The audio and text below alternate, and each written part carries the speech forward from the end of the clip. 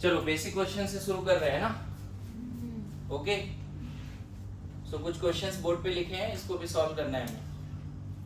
इससे simple question से शुरुआत हो ही नहीं सकती मोल का, है ना। ऑल्दो लास्ट क्लास में उन्होंने 2-3 क्वेश्चन अच्छे किए थे। याद करो क्वेश्चन कराया था ना, मैग्नीशियम फॉस्फेट के 0.25 मोल्स हैं, तो what is the moles of compound, है ना। ओके अभी एकदम बेसिक से शुरू किया है। मास से मोल निकालना है। क्या तुम्हारे में सर्कल डायग्राम में कोई फॉर्मूला है मास से मोल निकालने का?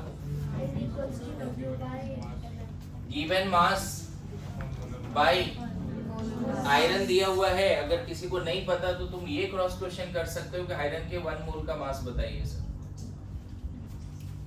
देखो हो गया आंसर, बस सॉल्व करना है सही से। अच्छा 7 मिलीग्राम नाइट्रोजन है। नाइट्रोजन का मोलर मास कितना जी? 14 ग्राम। तो मास को हम ऊपर ग्राम में लिखें और नीचे 14 ग्राम लिखें। कितना हो गया जी?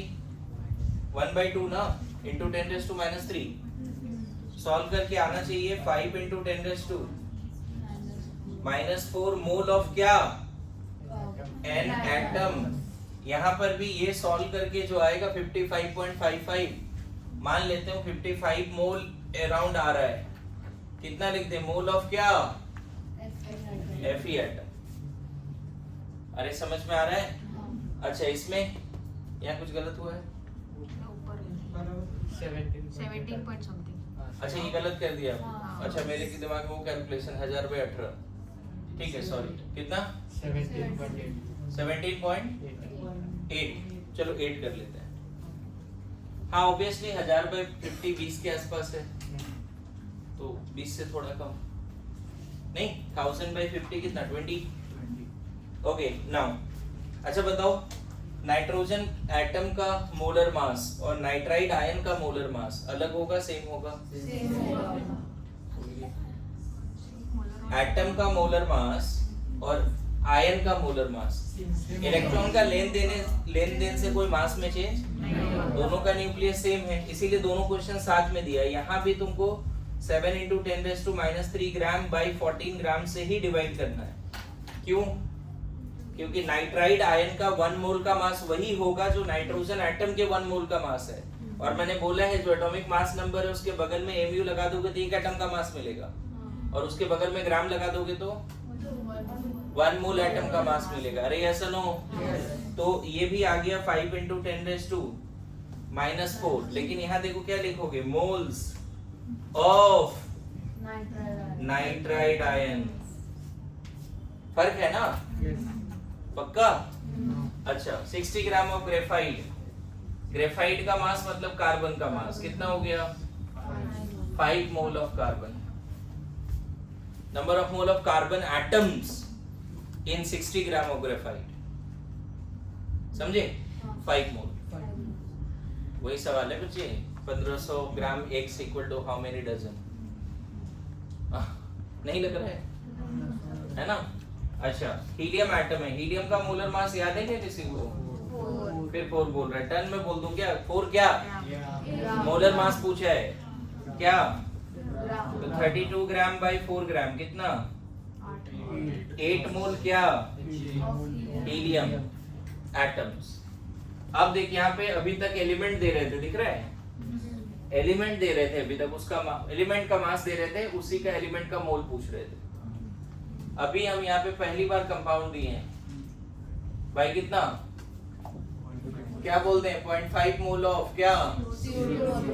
CO2 मॉलिक्यूल्स या CO2 गैस मॉलिक्यूल्स। यहाँ पे 3 ग्राम H2, 3 gram by 2 gram. H2 का मोलर मास 2 ग्राम। एक मोल H एटम का मास 1 ग्राम होता है। कितना हो गया? 1.5 moles of H2 gas molecule या H2 मॉलिक्यूल्स। बोलो आ रहा है समझ में? एकदम बेसिक क्वेश्चन से शुरुआत हुआ है और सॉल्विंग भी चल रही है। आगे बढ़े एवरीवन? यस। अब मास कभी दिया और मोल नहीं निकालने आ रहा तो गड़बड़ है, ठीक है? मास दिया है मोल निकालने नहीं आ रहा है तो गड़बड़ है जी। चलो नेक्स्ट क्वेश्चन 8 नंबर है ना। 3.6 into 10⁻24 एटम्स ऑफ आयरन, इसमें मोल बताना है ना? क्लियर है? 10⁻20 मॉलिक्यूल्स ऑफ CO2 है ना? 10⁻25 मॉलिक्यूल्स ऑफ मीथेन। बताओ नंबर ऑफ मॉलिक्यूल से मोल कैसे निकालते हैं? नंबर ऑफ मॉलिक्यूल से मोल कैसे निकालते हैं? आता है? पक्की बात? तो यहाँ पे mole of Fe 3.6 into 10⁻24 by 6 into 10⁻23। यहाँ डिवाइड किससे करें? 56 से या Na से? इस क्वेश्चन का वही औकात है ना, 60 is equal to how many dozen? तो 60/12 करते थे, वही है ना? कंफर्ट सोचो एकदम बिल्कुल ऐसा ही कुछ है। क्या हो जाएगा सॉल्व करके? 6 मोल। क्या पूरा लिख? ओके, यहाँ पे number of molecule of CO2 दिया हुआ है कि फिर डिवाइड तो उसी से करना है। अरे ऐसा नो, तो ये number of molecule of CO2 by Avogadro's number, ये क्या आया? मोल्स ऑफ CO2 कितना? 1.67 -4 मोल्स ऑफ CO2। आइडिया लग रहा है सबको? अच्छा, फिर से मीथेन का कितना मोल हो जाएगा अगर number of molecule of methane दिया हुआ है तो? Number of molecule of methane दिया हुआ है, नंबर ऑफ मॉलिक्यूल से मोल कैसे निकालेंगे? ये बोल तो ना वही औकात है इसकी। 60 equal to how many dozen? कैसे बताया? डिवाइड बाय 12 किया ना, तो number of molecules of methane से number of moles of methane कैसे निकालोगे? गिवन मॉलिक्यूल बाय 100/60, सॉरी 100/6 ना?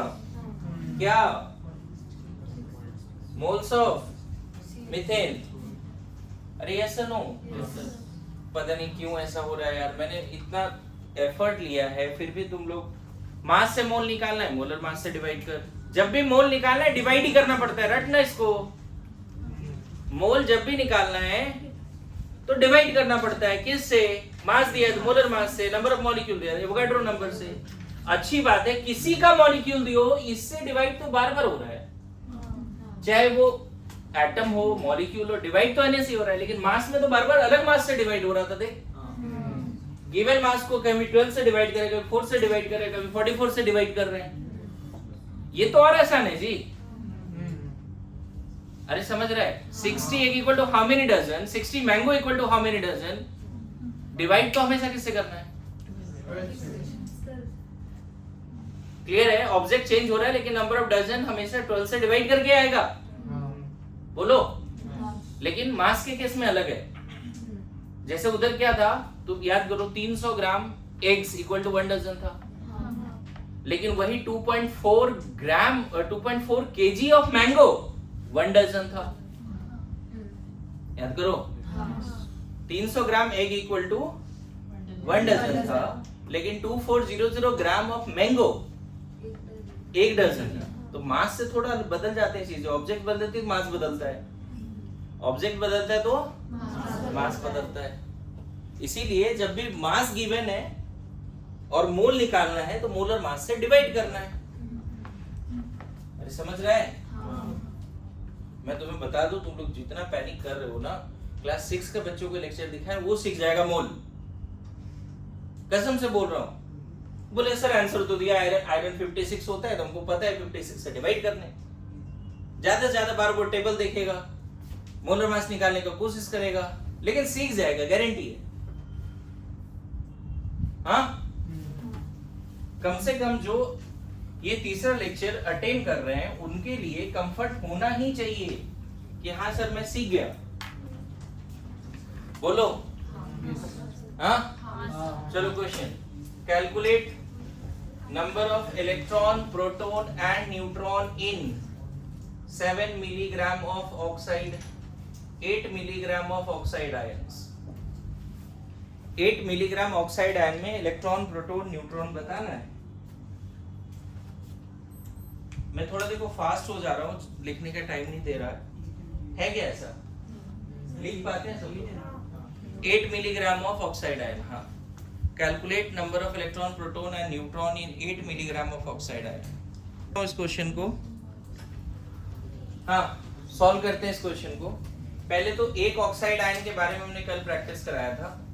ऑक्सीजन 816 होता है, तो इलेक्ट्रॉन 8 है, प्रोटॉन 8 है, न्यूट्रॉन भी 8 है, लेकिन ऑक्साइड में ये 10 है, और जब तक सिंबल सेम है न्यूक्लियस चेंज नहीं होता है। तो एक आयन में इन क्या 1 आयन इन 1 O-2 आयन, हमें ये पता चल गया। लोग ये लिख के बैठे हैं, ठीक है कुछ बातें हैं, नथिंग तो नहीं है, समथिंग तो है। लेकिन सबसे पहले मास ऑफ आयन से हम मोल ऑफ आयन निकालेंगे। अभी जो सीखा moles of oxide ion, oxide ion समझे, moles of oxide ion O-2 ions equal to -3 gram by इसी का मास 16 ग्राम। 1 मोल ऑक्सीजन का मास, एटम का मास 16 ग्राम। तो ये शायद आएगा सॉल्व करके 5 × 10⁻⁴ मोल्स ऑफ ऑक्साइड आयन। मास से मोल निकाला। अब हम पहले नंबर ऑफ आयन्स निकालते हैं। Number of ions of oxide बताओ, number of ions of oxide. अब बताओ मोल से नंबर ऑफ आयन कैसे निकालेंगे? जैसे होता है ना 5 dozen equal to how many eggs, 5 dozen equal to how many eggs, कितना कैसे बोल दिया? तो वही है, मोल से नंबर निकालना। तो नंबर ऑफ मोल को किससे मल्टीप्लाई करना पड़ेगा? इनटू Na से, है ना? 30 तो 3 × 10⁻⁷ 20 आएगा। देखो तो कितना सॉल्व हो रहा है। This much of ions we have, ions of O-2। हमारे पास टोटल कितने आयंस हैं? 3 × 10⁻20 आयंस हैं। किसके? ऑक्साइड के। 3 × 10⁻20 आयंस। और एक ऑक्साइड में हमें पता है हमारे पास, देखो एक इस तरह का सर्कल है बच्चे, जिसमें प्रोटॉन कितना है 8, न्यूट्रॉन भी कितना है 8, और इलेक्ट्रॉन कितना है 10। लेकिन हमारे पास इस तरह के सर्कल एक है क्या? नहीं, कितने? 3 × 10⁻20। बात समझो। तो total electrons, total number of ion into number of electron in 1 ion. आ रहा है, समझ में आ रहा है? टोटल नंबर ऑफ आयन्स, एक गोले में 10 इलेक्ट्रॉन है, और हमारे पास गोले है कितने? अब तो समझो, तो कितना हो जाएगा? 10 × number of electron in 1 oxide ion into number of oxide ion, बोलो। तो 3 × 10⁻21 of electrons. We have this much of electron. लोग 10 लिख के बैठे पड़े हैं। कहाँ दिक्कत है, समझ में आ रहा है? तुमने 10 जो लिखा वो एक ऑक्साइड में, हमारे पास 8 मिलीग्राम ऑक्साइड है। 8 मिलीग्राम मतलब कितने मोल? मोल से मास, मोल से नंबर ऑफ आयन निकाला। उसी तरह प्रोटॉन कितना? टोटल प्रोटॉन्स, ऑब्वियसली एक में 8 प्रोटॉन है, एक आयन में कितना प्रोटॉन है? 8। हमारे पास इतने आयन्स हैं, कितने हो जाएगा? 2.4 × 10⁻21। And I guess same number of neutrons भी होंगे, वो लिख लेना है। सेम नंबर ऑफ न्यूट्रॉन्स भी होंगे। तो दिक्कत क्या है कि मास वाला क्वेश्चन हमने इंडिविजुअली करा दिया आपको कि मास से मोल निकालो, मास से मोल निकालो। बार बार ऐसे 7 क्वेश्चन किए हमने अभी। याद करो, नाइट्राइट का 7 मिलीग्राम दिया था, तुमने मोल निकाला था। नाइट्रोजन का भी 7 मिलीग्राम दिया था, मोल निकाला था। तो तुम्हारा दिमाग पता है कहाँ नहीं चल पा रहा है। तुमको सबसे पहले ये सोचना है कि 7 मिलीग्राम ऑक्साइड में कितने ऑक्साइड्स आयन हैं। एक ऑक्साइड में तो हमने 20-25 प्रैक्टिस की है। लेक्चर 1-2 में सिखाया है कि याद करो, लास्ट 2 लेक्चर में तुम इस काबिल बन चुके थे कि किसी भी एटम मॉलिक्यूल आयन बोला जाए सिंगल तो उसमें इलेक्ट्रॉन प्रोटॉन न्यूट्रॉन निकालना सिखाया था, ध्यान में आ बोलो सिखाया था कि नहीं? तो एक आयन में तो आ गया, लेकिन हमारे पास एक आयन है क्या? तो 8 मिलीग्राम आयन, समझ में है ना? जिसका ब्रेन देखो इस तरह के क्वेश्चन में नहीं चल पाता है, सॉल्यूशन एक ही है, भागना नहीं है, क्वेश्चन में सोचना है क्या बोल रहा है, क्या बोल रहा है।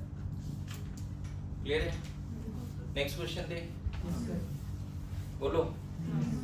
सॉल्यूशन लिखना है, लिख लो जल्दी से, फिर देता हूँ क्वेश्चन। लिखो, find number of molecules of water in 18 ml of it. Find number of molecules of water in 18 ml of it. Find number of molecules of water in 18 ml of it. बस इतना ही question है।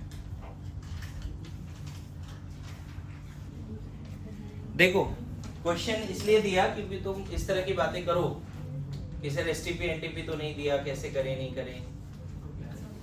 वो जो black और blue वाला circle था वो सिर्फ गैस के लिए था। क्या वाटर कुछ कंडीशन नहीं मेंशन है तो पहले तो कोई भी क्वेश्चन में कंडीशन मेंशन ना हो तो जनरली हम लोग रूम टेम्परेचर प्रेशर लेते हैं 180 और 125 डिग्री सी, पहला तो। दूसरा बताओ इस कंडीशन पे वाटर लिक्विड है या गैस है? लिक्विड है। और वाटर का देखो जल ही जीवन है बच्चे, तो वाटर का डेंसिटी रट लो आज के बाद 1 ग्राम पर ml। वाटर की डेंसिटी क्या 1 ग्राम पर ml। वॉल्यूम ऑफ वाटर कितना है 18 ml। तो mass of water density into volume 1 ग्राम पर ml इनटू 18 ml। तो 18 ml पानी का मास 18 ग्राम। अच्छा पहले तो फॉर्मूला लगेगा नहीं, 22.4 या 2240 से डिवाइड करने वाली बात है नहीं। क्यों? क्योंकि वाटर वेपर नहीं बोला है, वाटर बोला है। अरे समझ गया? अब फिर मास से मोल निकालना है, मोल से मॉलिक्यूल निकालना है। या फिर अब बताओ वो फार्मूला लगाओ, मास और क्या किस में रिश्ता निकालना है? मास और मॉलिक्यूल में। क्या बोल रहा है? मास गिवन है, मॉलिक्यूल निकालना है। ये तो है, मास गिवन है, मॉलिक्यूल निकालना है। तो आई गेस ग्रीन और रेड सर्कल में रिलेशन है। अरे ऐसा नो, ग्रीन है और इतना नहीं समझ में आ रहा है तो मास से पहले मोल निकालो। 18 ग्राम मास है, मोलर मास भी 18 होता है। 1 मोल आ गया, 1 मोल ऑफ वाटर। अरे ऐसा नो, वाटर का मोलर मास कितना 18। अरे ऐसा नो, पक्का श्योर है? हाँ ओके। नाउ यहाँ पे मोल से नंबर ऑफ मॉलिक्यूल कैसे निकालना है पता है? नंबर ऑफ मोल ऐसे भी 1 मोल Na 1 डजन 12। अरे तुरंत बोलते हैं लोग। तो आंसर क्या 1 into Na। कितने मॉलिक्यूल हो गए वाटर के?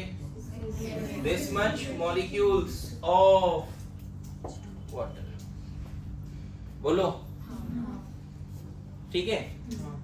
मोल का आज जो ड्राइव वगैरह भेजूंगा, डीपीपी वर्कशीट जो भी चीजें हैं, और मॉड्यूल आज मिल जाएगा, शायद नहीं मिला अभी तक तो मिल जाना चाहिए मुझे लग रहा है। तो उससे भी क्वेश्चन ढूंढ के करने हैं। कौन से क्वेश्चन करने ही बताने का जरूरत पड़ेगा क्या?